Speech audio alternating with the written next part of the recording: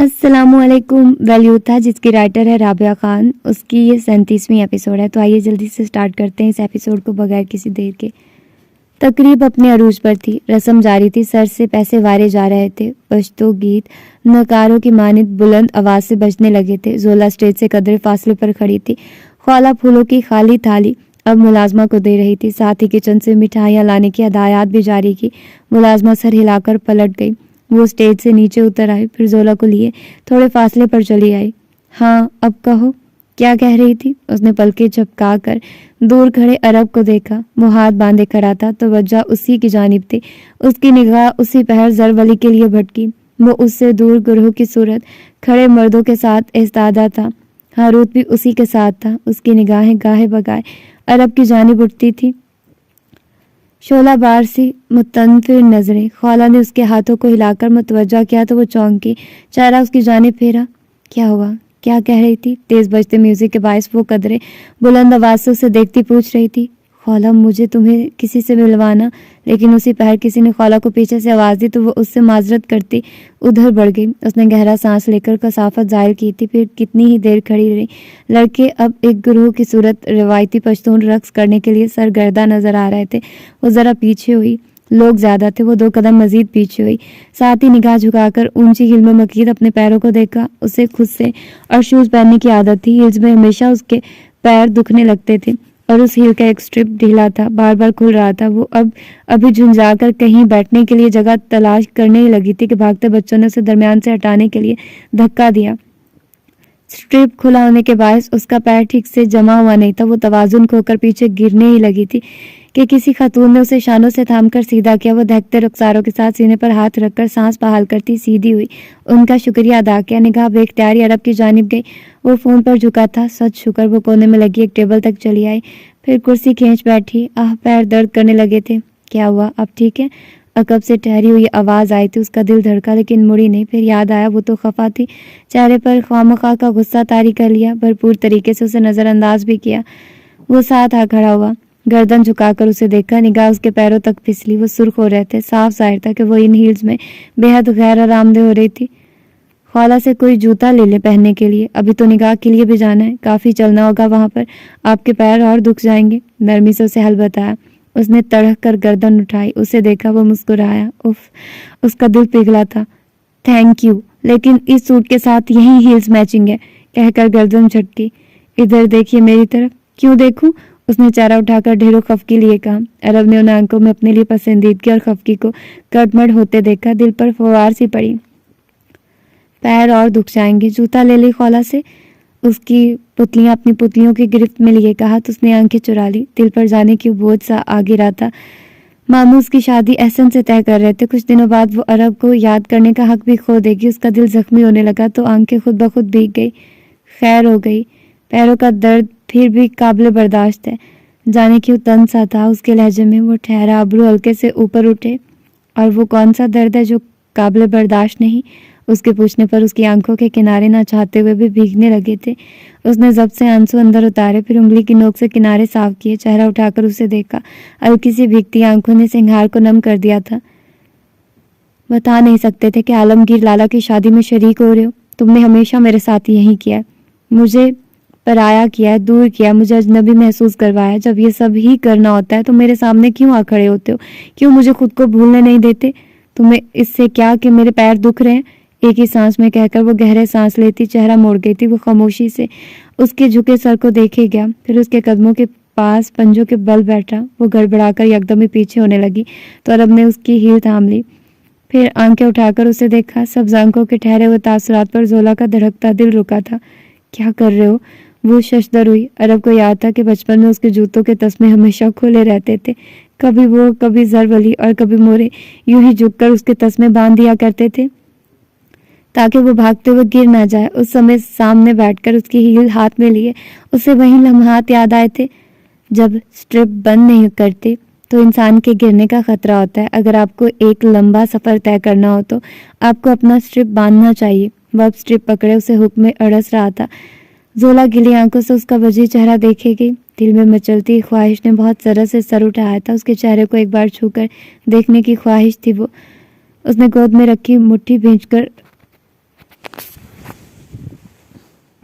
उस ख्वाहिश को ढांढा था। अरब अब उसका पैर जमीन पर आहिस्ता से रखकर सीधा हो रहा था, फिर चेहरा उठाकर उसे देखा। कभी कभी दूर जाने का या खुद से दूर रखने का मतलब सिर्फ हिफाजत करना होता है। दूर रहना मुश्किल है, लेकिन आपको किसी खतरे में देखना इससे भी ज़्यादा मुश्किल है।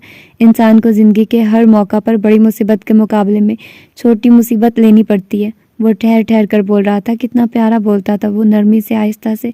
जोला को सारी खफगी भूलने लगी थी। शादी की तकरीब, बजते नकारे, खुशी से चहचहाते बच्चे और पश्तों में तेज तेज बातें करते मेहमान, वो उन सबसे दूर उस कोने में एक दूसरे के सामने थे। अरब एक घुटना मोड़कर घास पर रख के उसके सामने पंजों के बल बैठा था, हिफाजत करते करते। कहीं मैं तुम्हारी पहुंच से इतनी दूर ना हो जाऊं कि तुम मुझे देखने को भी तरसो अरब, उसने बहुत दुखी दिल से कहा था। अरब लम्हे भर को ठहर गया, फिर बहुत गौर से उसका चेहरा देखा। क्या कोई ऐसी बात है जो मुझे नहीं पता जोला? उसके पूछने पर उसे अपना चेहरा लम्हे भर को सफ़ेद पड़ता महसूस हुआ। उसने सर झुकाकर गोद में रखे अपने हाथों को देखते हुए गर्दन नफी में हिलाई। आप मुझसे अपना मसला शेयर कर सकती हैं, थोड़ी बहुत अहलियत है मेरे अंदर मसाइल हल करने की। वो अभी उसे देख रहा था। मैं अपने मसाइल खुद हल कर सकती हूँ, कमज़ोर लहजे में कहकर चेहरा उठा। उसकी सब्ज आंखें सामने आई। बिल्कुल कर सकती हैं, मैं तो बस मावन साबित होना चाहता था मेरी यूनिवर्सिटी में। वो उठने लगा जब उसने कहा। वो ठहरा, फिर सीधा हुआ। एक मीटअप रखा गया है जिसमें तमाम असातिज़ा दरसगाह में पढ़ते तलबा के सरपरस्तों से उनकी तालीमी सरगर्मियों और पर्सनल इंटरेस्ट के बारे में गुफ्तगू करेंगे। मामू के पास वक्त नहीं है मेरे लिए। ममानी की उस दिन एक NGOs के स्टाफ के साथ मीट एंड ग्रीट है, कोई भी फारिग नहीं है। क्या तुम मेरे लिए उस मीटिंग में आ सकते हो? वो चेहरा झुकाकर हैरत से उसे देखता रहा। जब उसने जवाब नहीं दिया तो जोला ने समझकर सर हिलाया, साथ ही मुस्कुराने की कोशिश भी की। कोई बात नहीं, मैं जानती हूँ ये आसान नहीं होगा। किस दिन है मीटअप? कोई बात नहीं अरब, मुझे इल्म है ये आसान नहीं होगा। और तुम किस हैसियत से वहाँ शिरकत करोगे? उसने सर हिलाया। ये बात दुरुस्त थी, उसे अब अपना ही ख्याल अहमकाना लग रहा था। अरब ने इसरार करना मुनासिब न समझा, फिर जो ही पलटने लगा तो उसकी आवाज़ पर ठहर गया। कहाँ जा रहे हो? उसने इतनी आस से पूछ लिया था कि वो आगे ही न बढ़ सका। उसकी जानिब चेहरा फेरा, फिर सरनफी में लाया। कहीं नहीं जा रहा। लम्हों में फैसला तब्दील करके वो उसके साथ रखी कुर्सी को ज़रा फासले पर रख कर बैठ गया। ये पहली दफ़ा था जब वो दिल से मुस्कुराई थी। रुखसार में पड़ता डिम्पल गहरा हुआ था। फिर उसकी निगाह दूर करे ज़रवली पर पड़ी। मुझे बहुत हैरत हुई। किस बात पर? कि ज़रवली लाला तुम्हारे दोस्त हैं। तुम दोनों में बहुत फ़र्क है, ज़रवली की जानिब देखती वो कह रही थी। कुछ महसूस करके ज़रवली ने उसकी जानिब देखा तो वो नरम शनासाई से मुस्कुरा दी। वो भी जवाबन मुस्कुराया था। फिर निगाह उसके साथ बैठे अरब पर पड़ी। वो उसे ही देख रहा था। ठंडी पुरसुकून आंखों से उसकी मुस्कुराहट मध्यम हुई थी। आंखों की नरमी सिमटी। कैसे फ़र्क है? साथ बैठे अरब ने ज़रवली की जानिब देखते आहिस्ता से पूछा। वो दोनों यकटिक एक दूसरे को तक रहे थे। वो बहुत एग्रेसिव हैं, जल्द गुस्से में आ जाते। तुम ऐसे नहीं हो। तुम दोनों की दोस्ती कैसे हुई? एकदम ही दिलचस्पी से पूछा। उसने ज़रवली से निगाहें छुड़ाकर उसे देखा था, फिर शाने उचकाए। ये आपको ज़रवली ज़्यादा अच्छे से बता सकता है। क्यों ना मैं उन्हें यहाँ बुला लूँ? उसने चमकते आंखें लिए बेसाख्ता कहा था। ज़रूर, मुझे कोई एतराज़ नहीं है। वैसे वो आपको कहाँ मिला? सरसरी से लहजे में पूछा। साथ ही बगौर उसका चेहरा देखा, लेकिन वो उसकी आंखों से बेनियाज कह रही थी। वो तो हारूद भाई और खौला की वजह से इत्फाकन मिले थे। फिर यूनिवर्सिटी में उन्होंने एक दो दफ़ा मेरी कुछ मामलात में मदद भी की। मैं हमेशा बहुत हैरान होती हूँ कि वो बर वक्त पहुँच कर कैसे मेरी हेल्प कर देते हैं। हैरत की बात है ना? यकीन दहानी के लिए उससे पूछा तो उसने बामुश्किल सर हिलाया। बहुत। मैं उन्हें बुलाती हूँ। वैसे भी वो वहाँ तन्हा खड़े हैं। 1 मिनट आई बस। वो उठकर ज़रवली की जानिब बढ़ी। अरब पीछे से बस चुपचाप उसे उस तरफ जाते देख रहा था। पैरों में दर्द की वजह से वो वाज़े तौर पर जमाकर कदम नहीं रख पा रही थी, लेकिन ज़रवली को यहाँ तक लाने की गर्म जोशी में जैसे उसे अपना ही गैर आरामदेह होना महसूस नहीं हो रहा था। उसने गहरा सांस लिया। शायद कुछ चीज़ें कभी नहीं बदलती। अब वो ज़रवली के सामने खड़ी अरब की जानिब इशारा करती कुछ कह रही थी। तेज़ बजते म्यूज़िक के बायस वो गर्दन झुकाए उसे सुनने की कोशिश कर रहा था। फिर मुस्कुराकर सीधा हुआ और सरस बात में लाया। वो वापस मुड़ी तो वो उसके पीछे बढ़ा। कुछ पल बाद वो दोनों ही अब कोने में लगी टेबल पर बैठ रहे थे। ऐसे कि जोला दरमियान में थी और वो दोनों उसके आसपास। चंद पल वो तीनों सामने देखते रहे। वहाँ अब लड़कों का ग्रोह आलमगीर को दरमियान में खड़ा किए उसके अतराफ में दायरों की सूरत घूमता रवायती पश्तो रक्स कर रहा था। तालियां बजाकर एक ही अंदाज से टांग उठाते दोबारा से दायरे में सिमट कर आते। वो सब इतने प्यारे लग रहे थे कि उन्हें देखते रहने को जी चाहता था। उस ग्रोह में हारूद भी शामिल था। उसे देखकर जोला को एकदम ही दिलचस्पी हुई थी। लाला, आपको तो आता होगा ना ये वाला डांस? उसके अचानक से पूछने पर वो चौंका था। پھر اس کی جانب دیکھا، ساتھ ہی ہلکا سا مسکرایا بھی، پھر سر ہلایا۔ وہ اس کے سر ہلانے پر خوش ہو گئی تھی۔ لالا تو آپ بھی کریں نا سب کے ساتھ، کتنا اچھا لگے گا۔ ہاروت بھائی کو دیکھیے، ہاروت تو بیگانی شادی میں عبداللہ دیوانہ ہے۔ اس کے کہنے پر وہ ہنس دی تھی۔ اسے سب کی خوشیوں میں خوش ہونا کہتے ہیں لالا۔ اس نے تصحیح کی تو اس نے جیسے متاثر ہو کر سر ہلایا۔ بالکل، اپنی خوشیوں کے لیے راہیں ہموار کرنا بھی کہتے ہیں ویسے۔ اس کا لطیف سا اشارہ ہاروت اور خالہ کی جانب تھا، وہ سمجھ کر ہنس دی تھی۔ پھر سامنے دیکھتے لا تعلق سے عرب کو دیکھا۔ تمہیں آتا ہے یہ والا پشتو ڈانس؟ نہیں، اور زولا کی ہنسی تھم گئی تھی، بدمزہ ہو کر پیچھے ہوئی۔ بہت ہی زیادہ بورنگ ہو تم عرب، اپنا روایتی ڈانس نہیں آتا تمہیں، کیسے بھول سکتے ہو اپنی ثقافت تم؟ اگر یہ مجھے شرمندہ کرنے کی کوشش ہے تو میں شرمندہ نہیں ہو رہا، صاف گوئی سے کندھے اچکا کر کہا۔ اس نے اس پر ایک اف والی نگاہ ڈال کر چہرہ دوبارہ زرولی کی جانب پھیر لیا تھا۔ ویسے لالا، آپ دونوں کی دوستی کیسے ہوئی؟ وہ پھر سے چونکا تھا، نگاہ زولا کے سر کے اوپر سے یوں ہی عرب پر پڑی، وہ بھی اسی طرف دیکھ رہا تھا۔ ہم اسکول میٹس تھے۔ ہر اسکول میٹ آپ کا دوست نہیں ہوتا، اس نے فوراً کہا تو زرولی نے گہرا سانس لیا، وہ ایسے ٹلنے والی نہیں تھی۔ ہم فٹ بال ٹیم میں ساتھ تھے، اس دن ہم ٹورنامنٹ کا بہت اہم میچ جیتتے تھے۔ مخالف ٹیم کے لڑکوں نے ہم پر بہت سے جملے کسے، کسی نے مجھے چیٹر کہا تو آپ کے مالک کو برا لگ گیا، پھر اس نے راہداری میں نکل کر اس لڑکے کا چہرہ مسخ کر دیا، تب سے ہم دوست بن گئے۔ وہ حیرت سے کبھی اسے دیکھتی تو کبھی عرب کو۔ مجھے لگا تھا کوئی بہت وارم سا لمحہ آیا ہوگا آپ دونوں کے درمیان۔ اس کے کہنے پر جہاں زرولی مسکرایا وہیں عرب نے مسکراہٹ دبانے کے لیے چہرہ جھکا لیا۔ وارم؟ زولا سے یہی توقع کی جا سکتی تھی، بہت وارم تھا وہ لمحہ۔ اس دن بہت گرمی تھی، اس لڑکے کو مارنے کے بعد پی ٹی سر کے آفس میں جو عزت افزائی ہوئی، اس کے بعد تو سب مزید وارم ہو گیا تھا۔ وہ چند پل گم ہوئی اسے دیکھتے ہی، اور پھر وہ دونوں ہنستی ہے۔ یہ والا وارم نہیں لالا، وہ ہنستی جا رہی تھی، ہمارے ہاں یہی والا وارم ہوتا ہے، اس نے شانے اچکا کر جیسے جو ہے سو ہے والے انداز میں کہا تھا۔ عرب ان دونوں کی باتیں سنتا سامنے انارکلی فراق میں یہاں وہاں گھومتی ایک لڑکی کو نگاہوں کی قید میں لیے ہوئے تھا۔ یوں ہی وہ سبزہ زار پار کرنے کے بعد اندر بڑھی تو وہ بے ساختہ اٹھ گیا۔ وہ سر اٹھا کر اسے دیکھنے لگے۔ میں آتا ہوں، ان دونوں کی جانب دیکھے بغیر کہا، اور پھر سبزہ زار سے گزرتی داخلی روش پار کر کے اندر کی جانب بڑھ گیا۔ وہ دونوں رک کر گردنیں پھیرے اسے دیکھ رہے تھے۔ پیچھے وہ لاؤنج میں خالہ کے سامنے استادہ تھا، وہ سوالیہ نگاہوں سے سر اٹھا اسے دیکھ رہی تھی۔ السلام علیکم، میں عرب ہوں۔ خالہ کی نگاہوں میں پہلے حیرت، پھر شوق اور آخر میں ناسمجھی ابھری تھی۔ اسے سر سے لے کر پیر تک دیکھتے ہوئے نظروں کے سامنے ایک جھماکا سا ہوا۔ سبز آنکھیں، پرکشش نکوش، مضبوط جبڑے، ممتاز شولڈر بلیڈز، قدآور اور تاثرات سے ذرا بے نیاز چہرہ، وہ ان تمام شاعر پر پورا اترتا جو زولا نے گاہے بگائے اس کے گوش گزار کیے تھے۔ وہ بنا پلک جھپکائے چند پل اسے دیکھتی رہی۔ اس نے کبھی عرب کو نہیں دیکھا تھا۔ وہ بہرام کے گھر ملازمت کرنے تب آیا تھا جب خالہ اور اس کے گھر والے ہجرت کر کے وہاں سے اس علاقے میں آ بسے تھے۔ اس نے صرف زولا سے عرب کے متعلق ذکر سن رکھا تھا، اور خدا جانتا تھا کہ وہ اسے کچھ خاص پسند نہیں تھا، بلکہ وہ کسی حد تک اسے ناپسند کرتی تھی۔ اس شخص نے زولا کو ہمیشہ تکلیف سے ہی دوچار کیا تھا۔ اسی توجیہ کے باعث اس نے خود سے عہد باندھ رکھا تھا کہ جب کبھی اس کا اور عرب کا سامنا ہوا تو وہ اسے ضرور کھری کھری سنائے گی، اسے اس کے اعمال کا احساس دلائے گی۔ وہ کبھی بھی اس کے سامنے زولا کی طرح پسپائی اختیار نہیں کرے گی۔ لیکن جانے کیوں اس کا حلق خشک ہو چکا تھا۔ اس کے حیران ہونے پر عرب نے خنخار کر اس کی توجہ لینی چاہی تو وہ اپنے خیالات سے چونکی۔ مجھے آپ سے ایک کام ہے، اور خالہ سوچ کر رہ گئی کہ اسے اس سے کیا کام ہو سکتا تھا۔ باہر سبزہ زار پر اب عالمگیر رشتہ دار اور دوست احباب ناچ گا کر ادھر ادھر بکھر گئے تھے۔ چندی لمحات بعد وہ سب اوقات کار کا خاص دھیان رکھتے ہوئے اٹھ گئے۔ ان سب کو سلاطین خٹک کے علاقے کے لیے نکلنا تھا۔ اس کا علاقہ یہاں سے آدھے گھنٹے کی مسافت پر تھا۔ فضا میں خنکی بڑھ گئی تھی۔ یہ آتی سردیوں اور جاتی گرمیوں کے دن تھے۔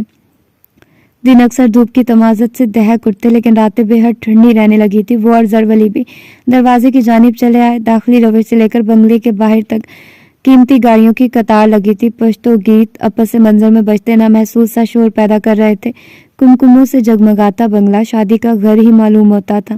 زولا نے یہاں وہاں نگاہ گھما کر خالہ کو تلاش کیا۔ وہ اسی پہر داخلی زینے عبور کرتی آ رہی تھی۔ ہاروت بھی ان کے ساتھ آ کھڑا ہوا تھا۔ ناچ لیا تم نے؟ زرولی نے پوچھا تو وہ ہنس دیا۔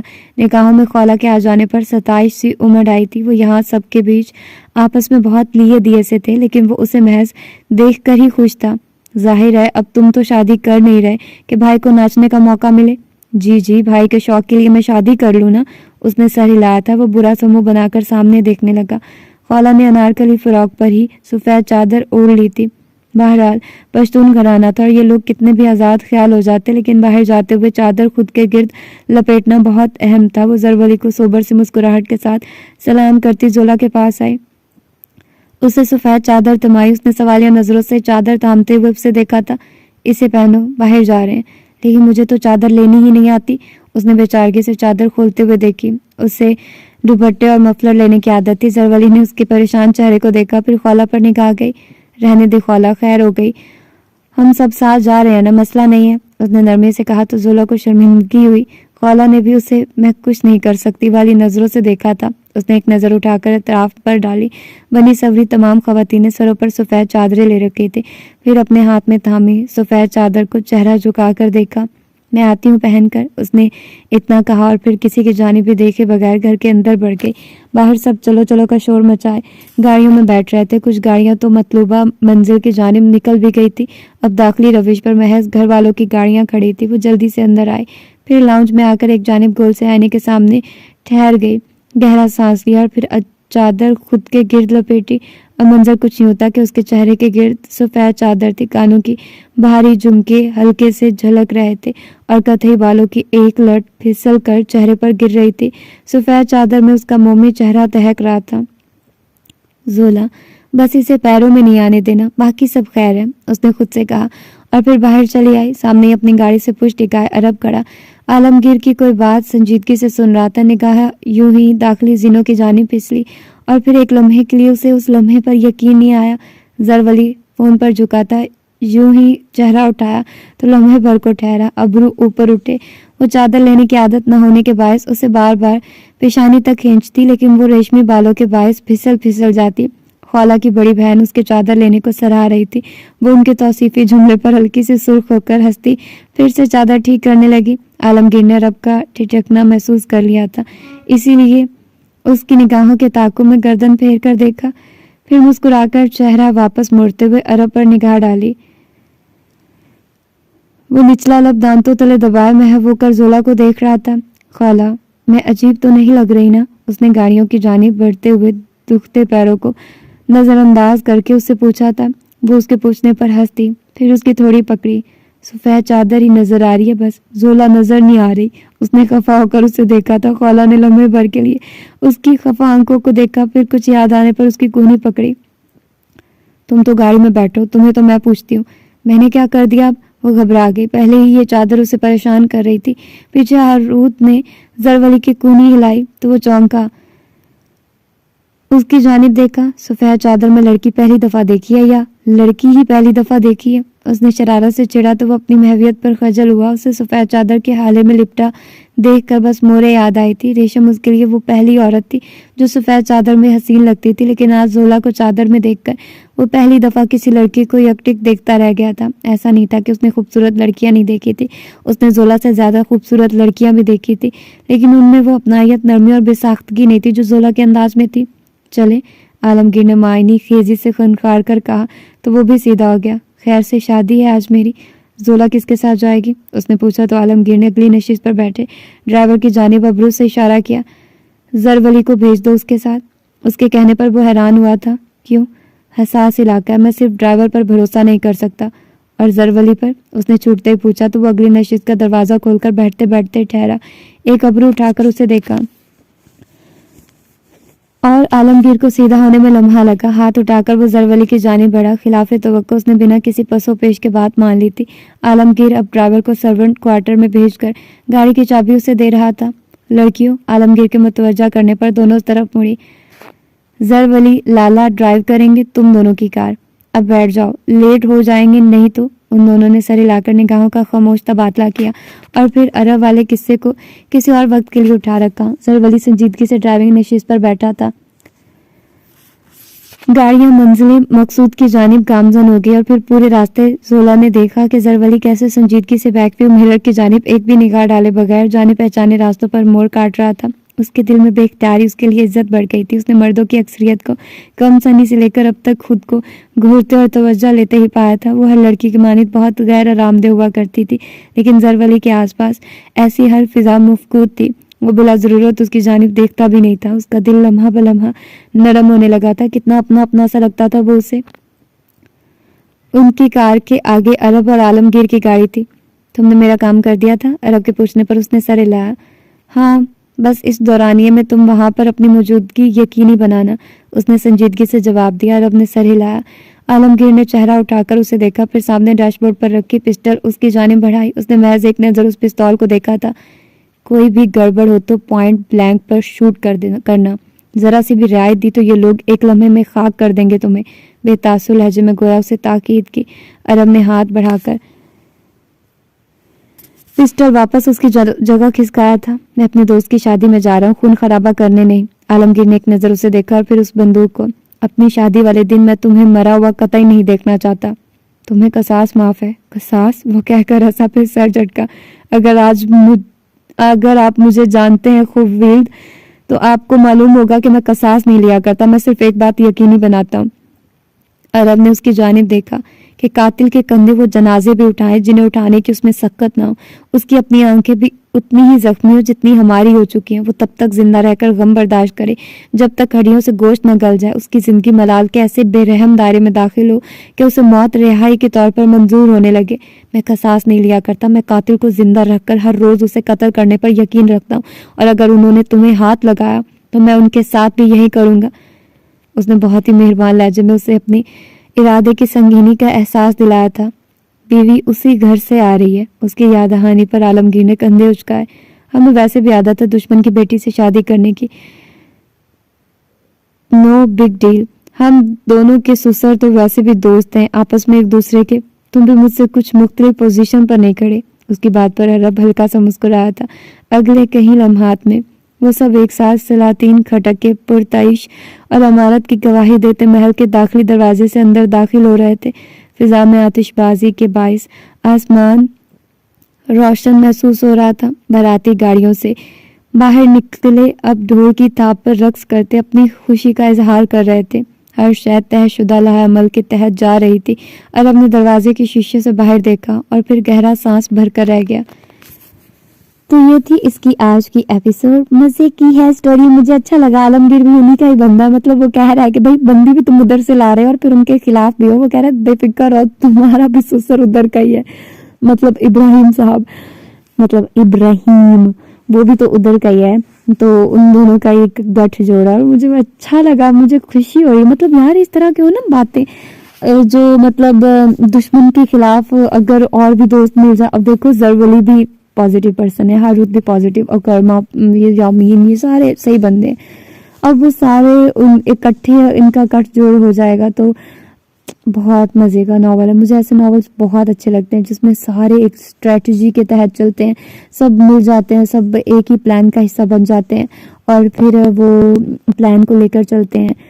تو مجھے اس طرح کے ناولس بہت اچھے لگتے ہیں اور یہ بھی ویسا ہی ناول ہے. ہوپ فلی کہ آپ لوگوں کو بھی اچھا لگ رہا ہوگا. تو ملتے ہیں اس کی. اب مجھے بس ایک ہی چیز کا دکھ ہو رہا ہے کہ یار وہ دونوں بھائی ایک ہی لڑکی کو پسند کرتے ہیں. تو لیکن یہ کہ لڑکی تو عرب کو ہی پسند کرتی ہے. لیکن یار فیلنگ سیڈ فار زرولی. تو دیکھتے ہیں کہ آگے کیا ہوتا ہے. اپنا ڈھیر سارا خیال رکھیے گا. اللہ حافظ.